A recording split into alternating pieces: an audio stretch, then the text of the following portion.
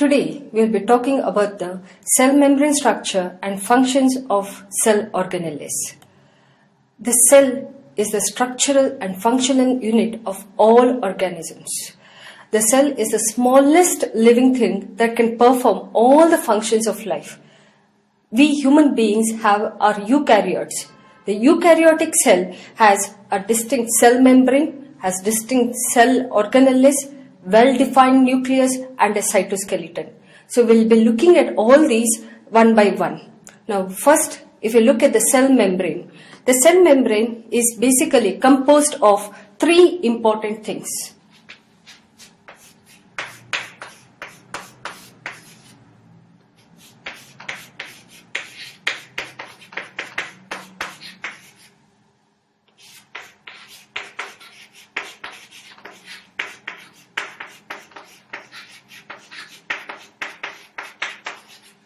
The lipids, the proteins and the carbohydrates. Most of the time the cell membrane has more of lipids and carbohydrates and proteins.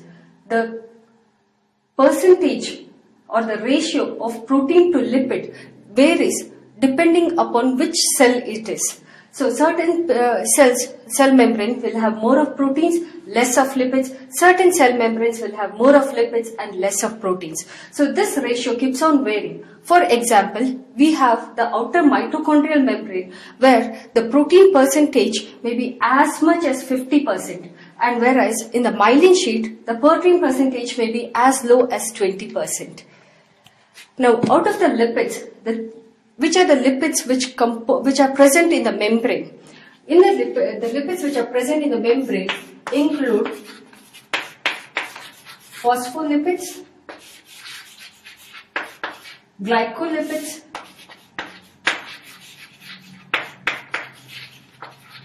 and the cholesterol.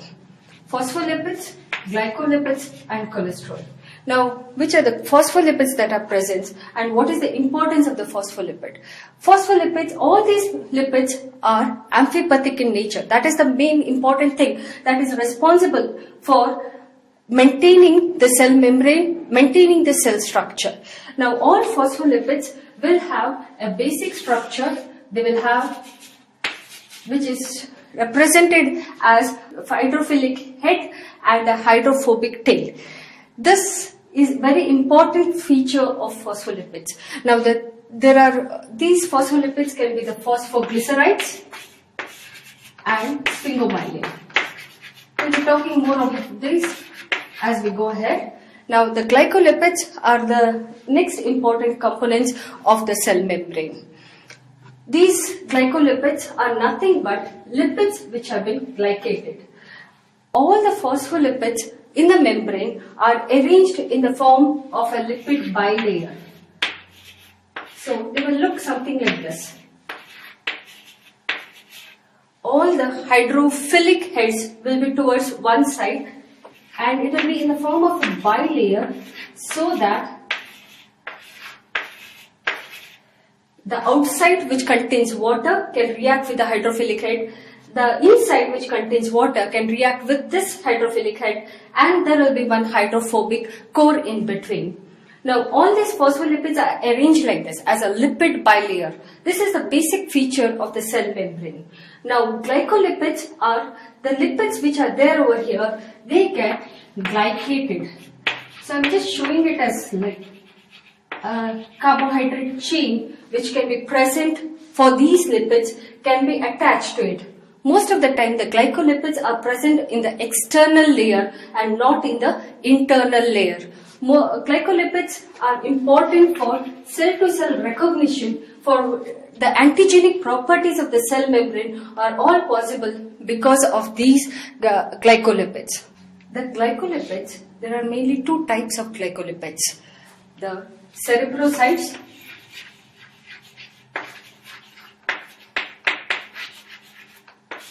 and the gangliosides.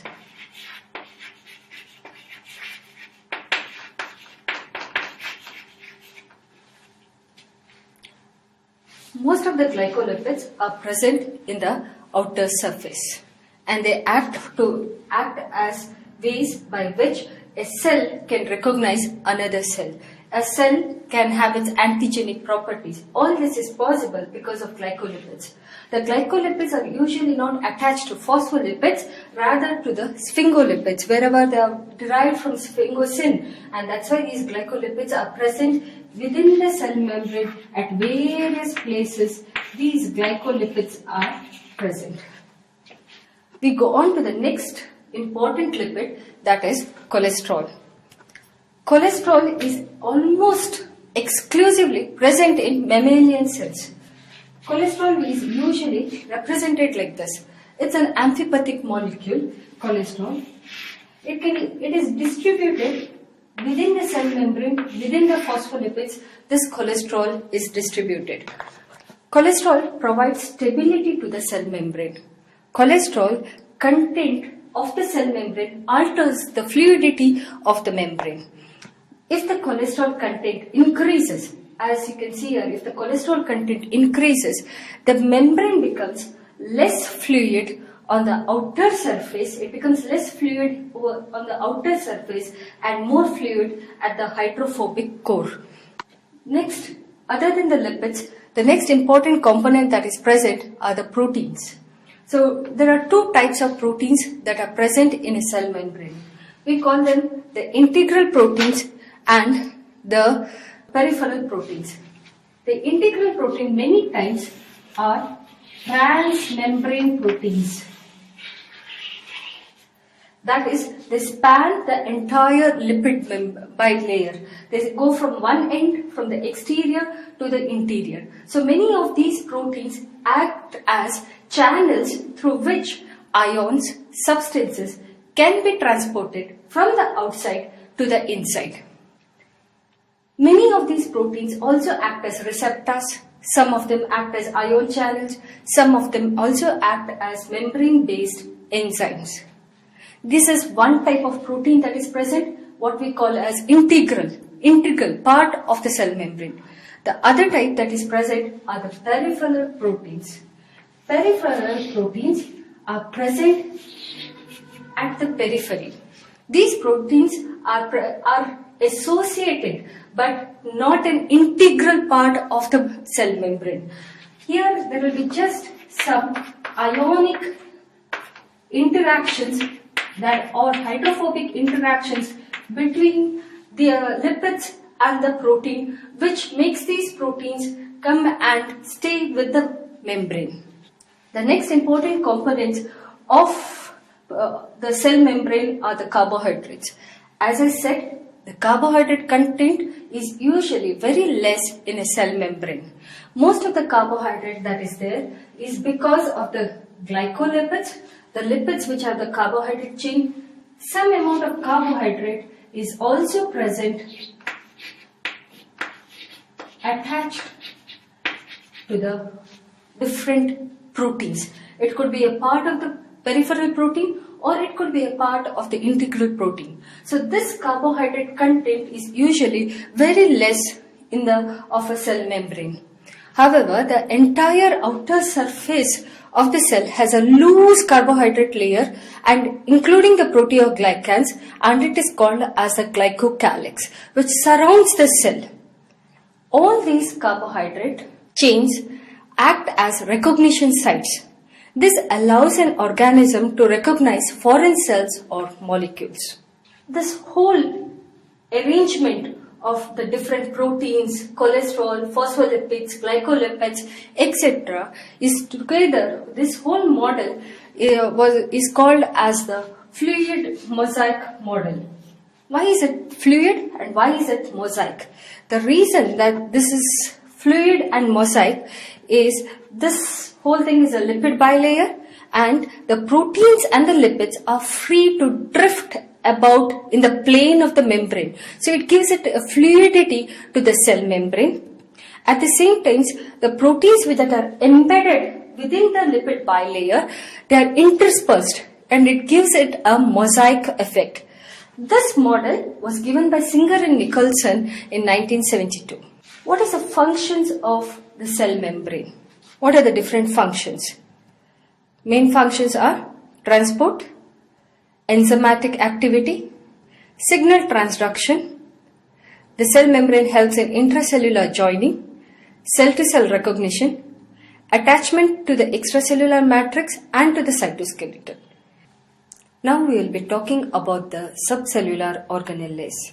The first and the most important organelle that is important is the nucleus. All cells in the body except the erythrocytes and the uppermost layer of the skin contain the nucleus. The nucleus has two membranes, the outer membrane and the inner membrane. Now if you look at the inner membrane, if I say this is the inner membrane has a lot of pores in it. The outer membrane is outside the inner membrane and most of the time it is continuous with the endoplasmic reticulum. What does the nucleus contain? The nucleus is a bag of chromosomes. It contains all the chromosomes, the chromatin material, the DNA material is present in the nucleus. Now, when we are staining the nucleus, there will be a small area which is slightly lesser stained and we call it the nucleolus. This nucleolus is the actively transcribing region of the nucleus. This is where the synthesis of rRNA and the synthesis of ribosome subunits take place. The nucleus is the control center of the whole cell. Next we go on to the endoplasmic reticulum. What is this endoplasmic reticulum? It is a network of interconnecting membranes enclosing channels or cisternae that are continuous from the perinuclear or the outer membrane to the plasma membrane. Till here, these endoplasmic reticular continues. So it is a bag or cisternae of enclosing channels. Now, in the endoplasmic reticulum,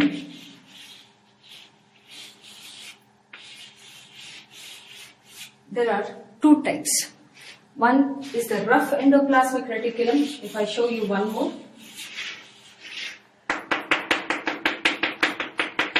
The rough endoplasmic reticulum and the smooth endoplasmic reticulum. What are the functions of these two different types of endoplasmic reticulum?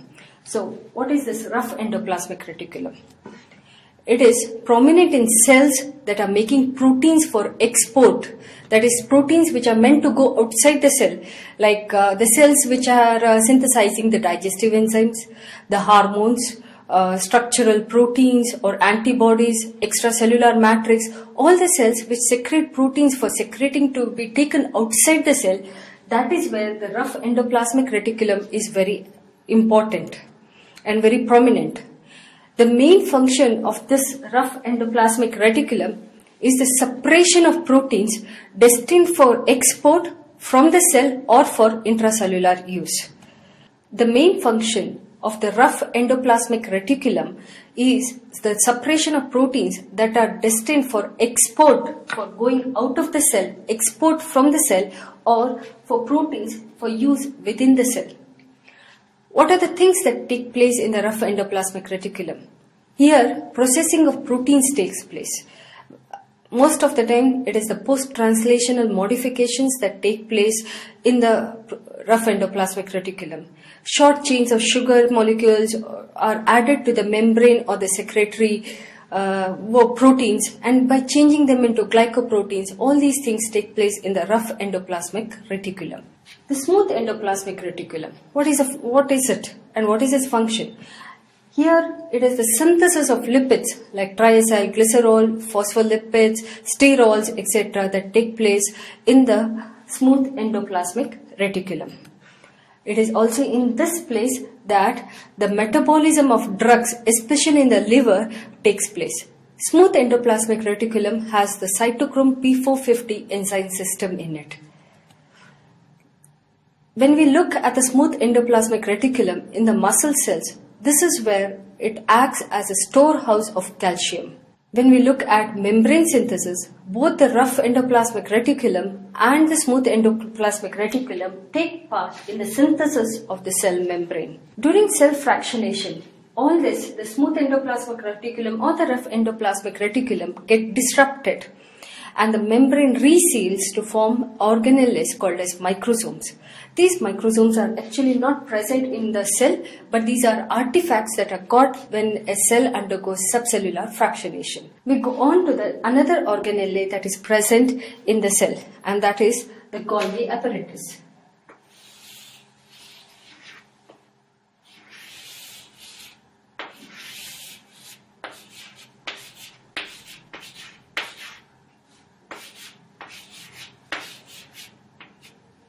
The Golgi apparatus is a network of flattened, smooth membrane sacs or cisternae. What are the functions? It is here that the maturation of proteins, of synthesized proteins, chemical modifications take place.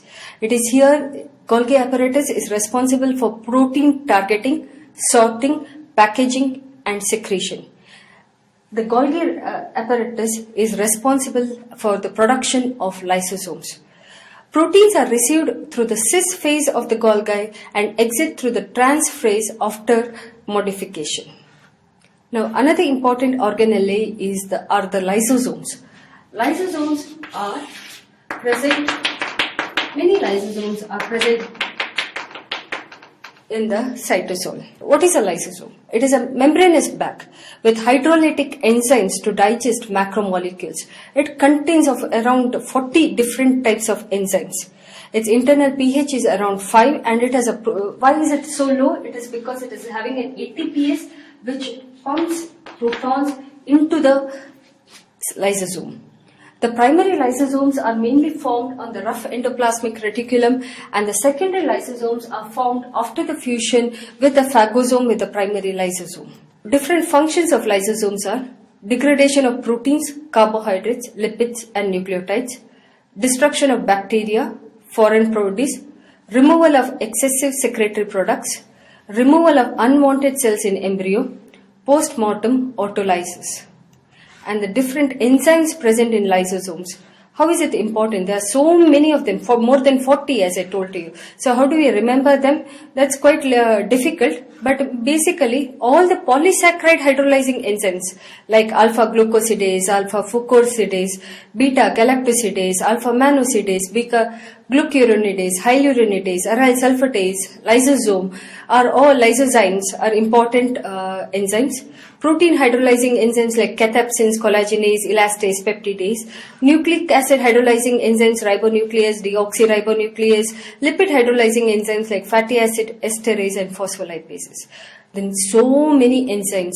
It is quite difficult to remember all of them, but this is what will be a recall-based question that might be asked in MCQs. Which are the enzymes that are present in lysosomes? However, lysosomes have a very important clinical application. One, in gout, the urate crystals are deposited in the different joints. These crystals are phagocytosized, damage the vacuoles and release enzymes and resulting in inflammation and arthritis. So lysosomal enzymes are the ones which are responsible for the clinical features of gout. There are many genetic diseases in which lysosomal enzymes are enzyme, and one important among them is the inclusion or the ICEL disease. The enzymes supposed to be in lysosomes are present outside the lysosomes. Another important cell organelle are the peroxisomes. Peroxisomes, if you look at it, they also look similar to a lysosome. The only difference is peroxisomes have a lipid bilayer covering. Peroxisomes have a lipid bilayer covering. Peroxisomes are also rich in certain enzymes. They are also having a lot of enzymes, the peroxisomes. But most of these are enzymes use molecular oxygen in oxidative reaction that generate hydrogen peroxide, and that is why the name, since it is involved in the metabolism of hydrogen peroxide, the name peroxisome. They are abundant in the liver, kidney, leukocytes and platelets. They bud off from the endoplasmic reticulum just as the way lysosomes bud off. They contain peroxidase, D-amino oxidase, urate oxidase, and catalase. What are the different functions of peroxisomes? Peroxisomes provide a safe location for the oxidative metabolism of certain molecules. They detoxify ethanol, formic acid, and other toxins. Plasmalogen synthesis, very important function of peroxisome, the most abundant phospholipid in myelin. Another very important function is very long chain fatty acid, VLCFA beta oxidation takes place in the peroxisome. And the products of VLCFA beta oxidation are used for the biosynthesis of cholesterol, bile acid, and other compounds. And that is why peroxisomes are important. The clinical application is there are few diseases known. One is the Brown-Schilder's disease or the adrenoleukodystrophy, also called as ALD. Here there is a deficiency of peroxisomal matrix proteins, insufficient oxidation of VLCFA. The Zellweger syndrome, where proteins are not transported to the peroxisomes, resulting in peroxisomal ghosts appearance in the cells. Primary hyperoxaluria, a defective peroxisomal metabolism of glyoxylate got from glycine. These are the different diseases associated with peroxisomal abnormalities. Another important cell organelle is the mitochondria. The mitochondria is the powerhouse of the cell. The mitochondria has a lipid bilayer, and the more important thing is it has two membranes, the outer membrane and the inner membrane. The inner membrane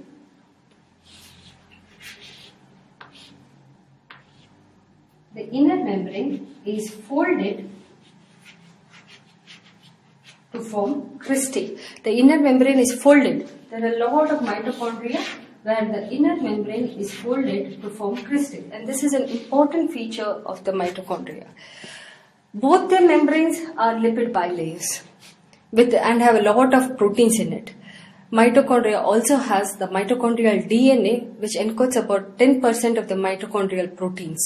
It has independent protein synthesizing machinery. The cytochrome P450 enzymes, which are involved in steroidogenesis, are also present in the mitochondria. The different mitochondrial functions are different pathways that occur in the mitochondria include the electron transport chain, ATP generation by oxidative phosphorylation, the citric acid cycle, the ketone body production, beta oxidation of fatty acids, gluconeogenesis, pyrimidine synthesis, urea synthesis, the first two steps occurs in the mitochondria, heme synthesis, the initial step and the last three steps, storage of calcium ions, and it has a very important role in apoptosis. Then we go on to the next organelle, those are the ribosomes. What are ribosomes? Ribosomes are ribonucleoprotein complexes. That means they have a ribosome complex, RNA compound and a nuclear compound. The nuclear compound is the RNA and the protein compound is protein. So basically they are made up of rRNA and proteins. They have two subunits, a large subunit and a small subunit. The ribosomes that are present in the rough endoplasmic reticulum synthesize proteins responsible to take outside the cell. So the rough endoplasmic reticulum ribosomes help in the synthesis of proteins which are meant to be exported out, whereas the free ribosomes within the cell synthesize the proteins which are meant to be present within the cell, the cellular proteins. Where are all these organelles situated? We basically say that all these are present in the cytoplasm. Now, you all have heard of the term cytoplasm, some say cytosol. So what is the difference? The cytoplasm is actually the cytosol plus the organelles make the cytoplasm. All the organelles? No, except the nucleus and the mitochondria. All other organelles plus the cytosol makes up the cytoplasm. The cytosol, what does it contain? It contains many different enzymes, ions, metabolites. Which are the different pathways that occur in the cytosol? Protein synthesis, transaminations, glycolysis, HMP shunt, glycogen metabolism, fatty acid synthesis, cholesterol synthesis, Some parts of heme synthesis, urea synthesis, pyrimidine synthesis takes place in the cytosol. Purine synthesis also takes place in the cytosol. The next important thing is what is present in the cytosol. What is it? And that is the cytoskeleton. The cytoskeleton.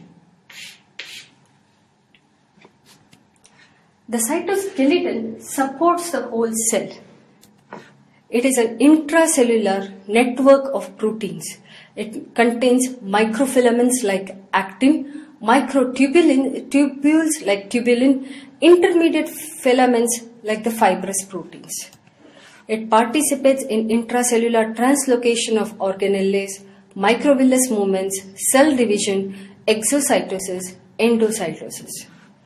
Now, in between all these cells have got an important thing, that is the marker enzymes. What are these marker enzymes? Whenever a cell is subject to subcellular fractionation, to obtain a purified portion or purified preparation of these organelles, whether we want the mitochondria, or we want the nucleus, we want the Golgi, or we want the endoplasmic reticulum, we want all this. We want to see how pure that fraction is. So to know this, we have certain marker enzymes which are used by different scientists to look at the purity of the fraction. Those enzymes are present only in that fraction and nowhere in none of the other organelles. It is a characteristic feature of that fraction. So the different marker enzymes for the different organelles are as follows. The plasma membrane, 5' nucleotidase, sodium potassium ATPase, the nucleus, DNA polymerase, RNA polymerase, the endoplasmic reticulum, glucose 6-phosphatase, cytochrome B5 reductase, the Golgi bodies, galactosyltransferase, mannose, the lysosomes, acid phosphatase, beta-glucuronidase, mitochondria, succinate dehydrogenase, cytochrome C oxidase, peroxisomes, catalase, cytosol, lactate dehydrogenase, glucose 6-phosphate dehydrogenase. Lot of enzymes to be remembered, but this is something which is usually asked in multiple choice question. Which is these enzyme acts as a marker for which of the subcellular organelles, and that is why it is important to know. Nucleus is the most easiest since it is DNA polymerase and RNA polymerase. Sodium potassium ATPase can be remembered since we know that it is responsible for maintaining the membrane potential. Then if you look at the Golgi bodies, since its main function is in post-translational modification, we can think it is mannose. Mitochondria, because of the different pathways, TCA cycle, succinate dehydrogenase, cytochrome C oxidase because of the electron transport chain. Peroxisomes, as I said, they are involved in hydrogen peroxide metabolism, so catalase. So that is how we can remember the different marker enzymes. So to conclude, the different functions of the different organelles are, to summarize, the plasma membrane is responsible for transport, and the plasma membrane has receptors which help in cell-to-cell recognition. The nucleus is the site for DNA replication transcription.